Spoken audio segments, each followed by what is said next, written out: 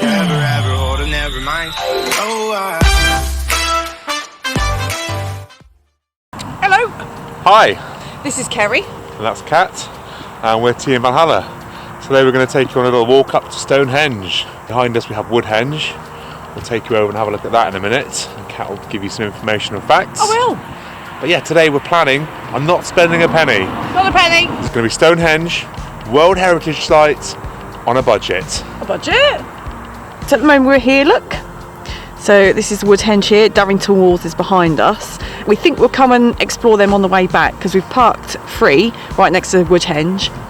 And then we're going to go and follow, we're going to pop over and see the Cuckoo Stone. And we want to see all the King Barrows Ridge.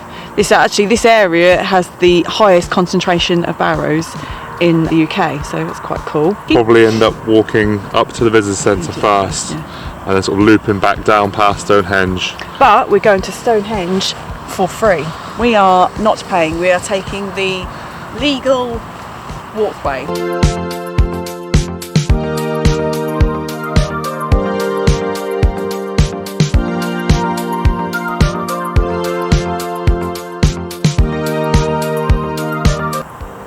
Woodhenge is a Neolithic site probably built around 2500 BC, originally believed to be the remains of a burial mound surrounded by a bank and ditch. The timbers in the third ring seem to have been much larger. So these posts may have been the uprights of a large roofed building with a small courtyard or a light well in the centre. It is likely that the whole site was completely open to the sky, with posts carved and painted like totem poles. And there's this thing in the middle. People have left little gifts and offerings. Look at that, nice little rune. Really interesting place, and yeah, the exact sort of purpose or reason behind Woodhenge is not known. It's believed to have been here from around the same sort of time Stonehenge was erected, and your guess is as good as mine as to what it was for or what they did here. I personally think it could have been a tea making shrine for the ancient elders where they'd come and have a brew. Oh, I love that.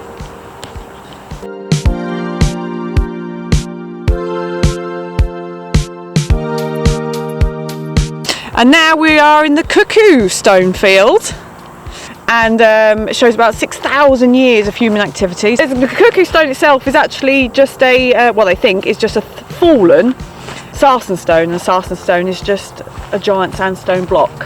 So this is where we are now, this is where we've just been, the Woodhenge area, and that's going to be the Cuckoo Stone. Look at it! Look at it, funny little block! Nope, that's not, that's just a bit of dirt. What is that? It's just a bit of dirt. That's the Cuckoo Stone up there. It's actually right next to a barrow, so that's interesting. That's not the Cuckoo Stone. No, that is up there. That's the but genuinely. Right, guys, let's move on. Come on.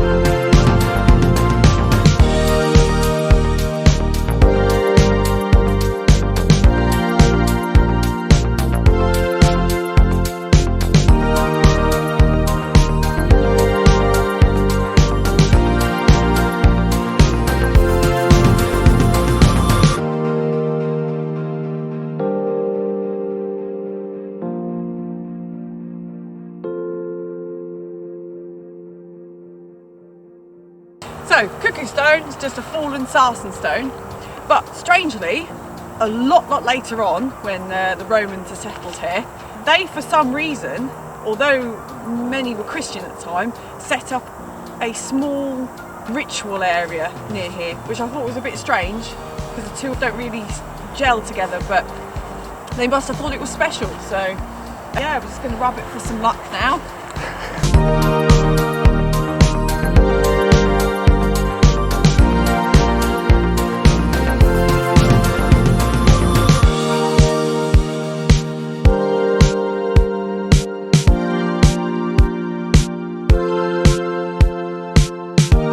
Yeah, weather's not as brilliant as we hoped, but oh wow.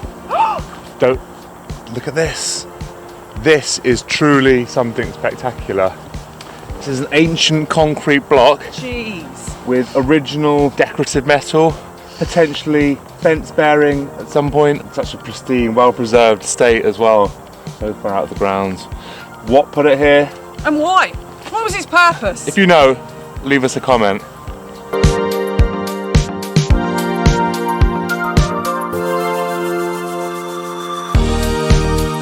Here is the Cersus, so it goes all the way down. It will show you here. So we are there at the bottom of the Cersus, and it will go all the way up here. And they don't really know what it was for, but this is how it looked. It was a great big ditch with proper mounds either side, and it could have been for filing people, for ceremonial purposes. So I'm not actually too sure, and it actually runs for a whole 1.7 miles. Imagine digging that with antlers.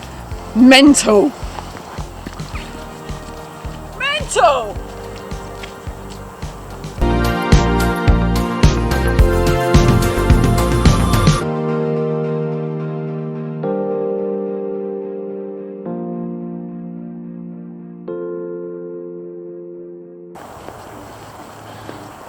I think we can see something up on the fence post. Does it?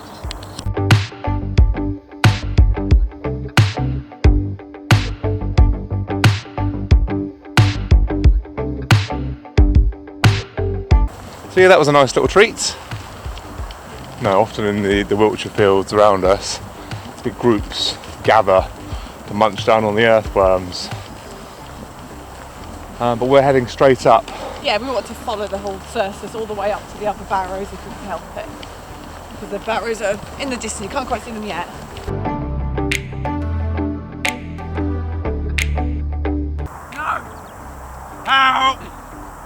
So we're still following the Cersus up through the fields. Just come across a couple of gates. We're going to hop across this track behind me off towards the Barrows in the distance over there, before we head off into the woodlands just behind those. So you can kind of see the Cersus behind me. This took over 4,000 hours to dig with deer antlers. I moan about digging the back garden with a metal shovel. He does as well. These well-defined barrows behind us are all burial chambers. Let's have a look.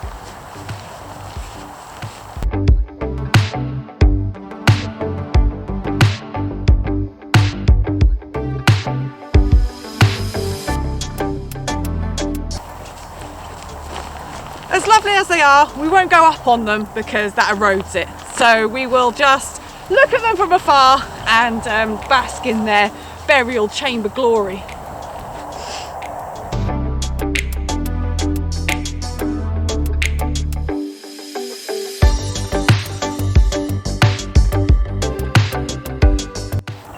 So more information boards as we've come up through the Barrows.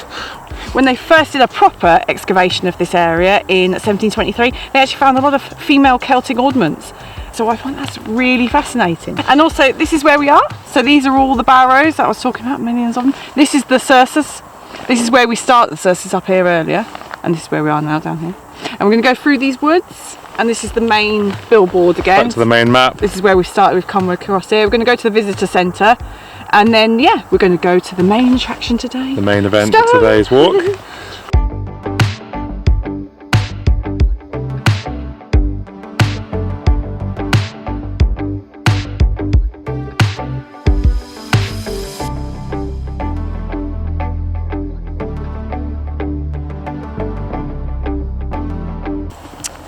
I know this sounds like I'm having a bit of a breakdown, but I keep hearing something walking behind me. I keep thinking it's my hood or something, but I don't think it is. I don't think it is. Did you tell everyone about the haunting that you've experienced? No, I did. No, honestly, I honestly. But I'm not even messing. Did you just mention it? Yeah. Did you just tell them? I swear. I swear. He knows me so well. I swear. I keep all the way down, all the way from back there. Good 2 miles away. I keep hearing, and I kept thinking it was my hood, didn't I? I kept fiddling. Kept saying everything But right it with isn't your my hood. I jacket. keep hearing someone. You know, you get a sense there's someone behind you. Yeah. I'm telling you now. I'm not having a full mental breakdown.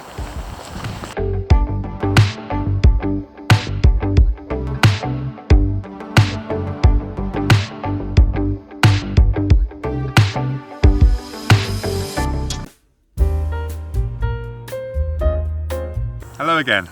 Oh yeah, we're just having a little break. These hats, they aren't to celebrate Christmas. Absolutely not! Tuh!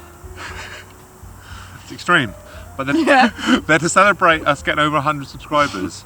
They are. So again, this interlude comes to you as part of a thank you to Trevor Lewis. An honourable man. An honourable man. Done a massive shout out. He did his big shout out video to smaller YouTubers this week. On his Something or Nothing channel. On the Something or Nothing channel, yeah. Pushed us over 100 subscribers. I know, I can't believe and we're just a bit. We really are. Thank you very much. Thank you to everyone that's just recently subscribed to our channel, be leaving the comments and showing support. As we mentioned in previous videos, it means a lot. Thank you very much. Thank you. Thanks a lot.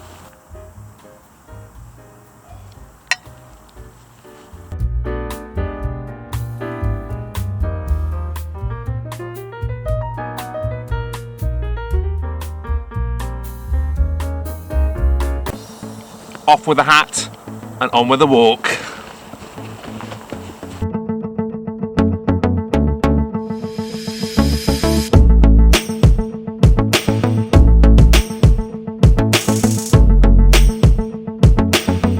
Hello. So we just walked alongside the road, so we just come down the field and you're allowed to walk alongside the road. And then the visitor centre itself, you don't actually have to pay for going to look at the recreation of the village. So we're just going to go in now, see what free knowledge we can glean, and then we're about to turn and take you onwards to Stonehenge.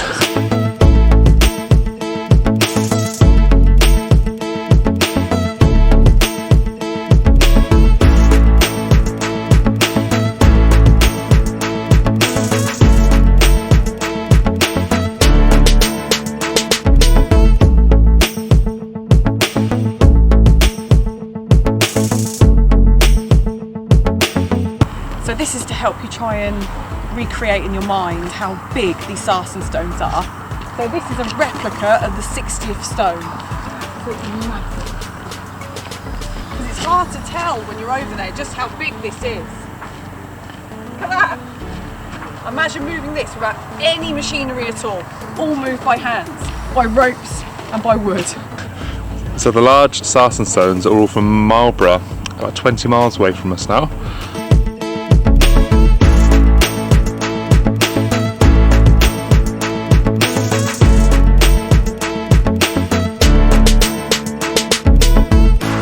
Sickle. Oh wow. Flint. Congratulations, mate. I think we finally And it shows that they were just beginning to be farmers. The black stuff here is Neolithic glue, made from wood ash, pine resin and beeswax. Fantastic. And they still find it on artifacts they dig up today. Wow. So it's lasted a good long time.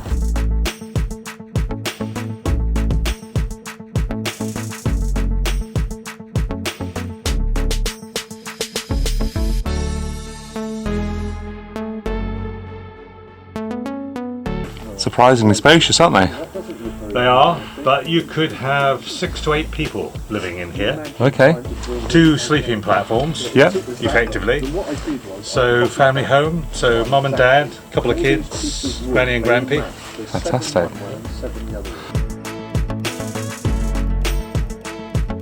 Copy of the houses that from Durrington. So you've got Woodhenge and then Durrington.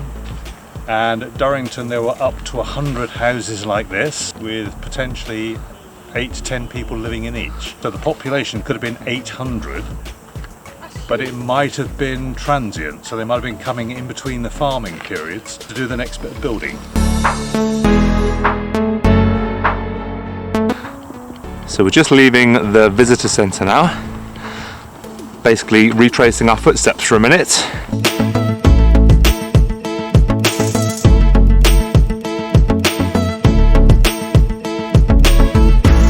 So we think these are dead man's fingers. Just stopped for a second cup of tea in the woods, and we just found these on our bench. Where was it? There was some more up here somewhere. They blended. There they are. Amazing little things. If they're not dead man's fingers, please drop a comment and let us know what they are.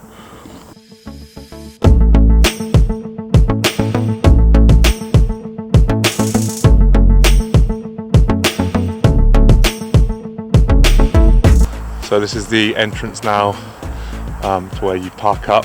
So through that gate is where you can, this is a legal walkway, and then the other side of it is ticket holders. Yeah, if you've got the ticket, You drop actually down. go to the other side. This is public right away. We're currently walking down, so when you pay and get your ticket, you're on the opposite side of that fence.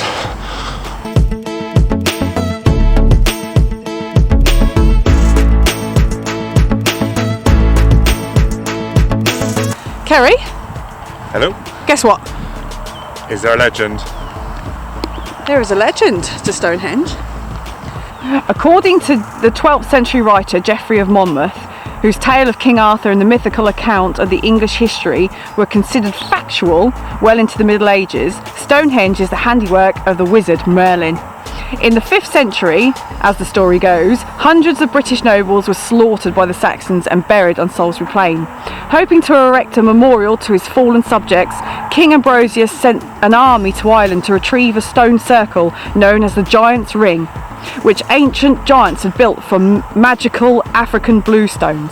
But in reality, the blue stones shown here, they are actually from the Preseli Mountains in South Wales, and they are diorite.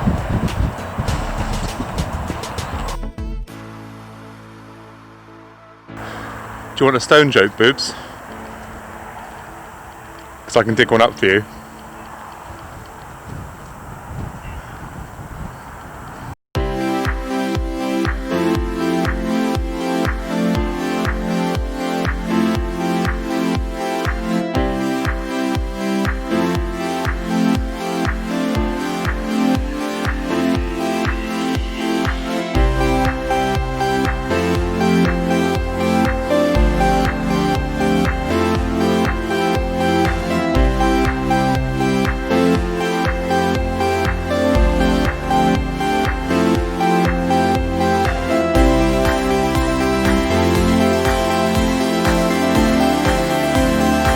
So we're going to say goodbye to Stonehenge now. Been awesome. And we're going to head off towards another set of barrows. Yeah, one slight drawback of today's walk, as we come along this section of field now as we leave Stonehenge, we are next to the A303. Just a little bit loud, very busy stretch of road. Yeah, a bit smelly. Very busy. Yeah. But at least you don't have to cross it. I wouldn't fancy that. Just come up through the field, nice gates, nicely signposted. And we're heading towards King Barrows now.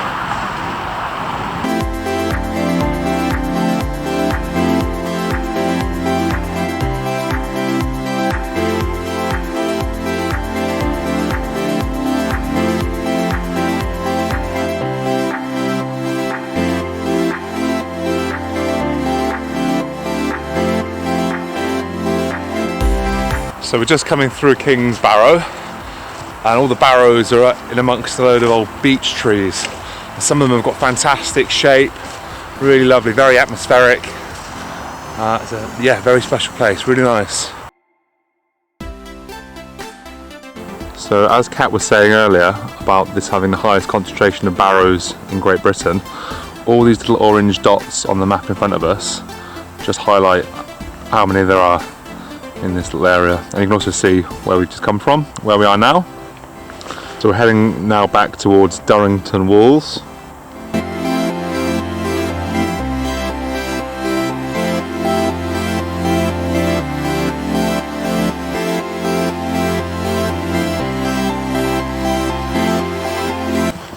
So we're just coming off that path now.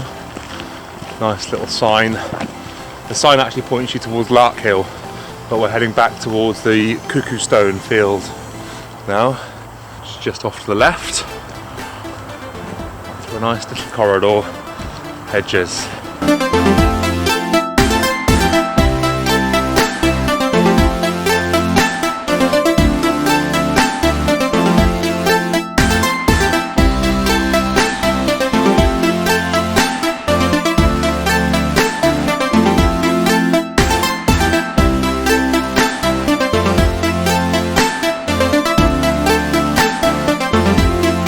So we're at Darrington Walls now, which is right back at the start of the day where we parked up, the opposite side of the road from Woodhenge.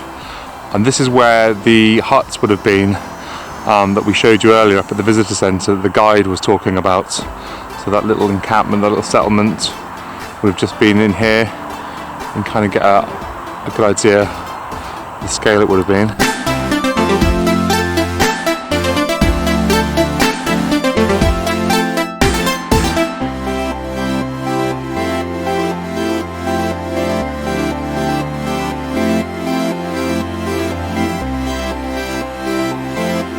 So thanks for joining us today. Hope you've enjoyed the walk as much as we have. Something again a little bit different, accessible to everyone. It's nice and flat, variation and customization to the walk as you see fit. Lots of different routes, gates and things along the way, paths you can follow. I think it worked out around 9 miles. Yep, about 9 miles, just over. But yeah, thanks again. Thanks for all the comments, new subscribers. If you haven't subscribed, please click that little button. Leave a comment, drop a like, and we'll see you again soon. See you later. Bye. See you next time. My face. See ya. See you next time. I just had a local UFO enthusiast asking whether I'd seen any bright flashing lights.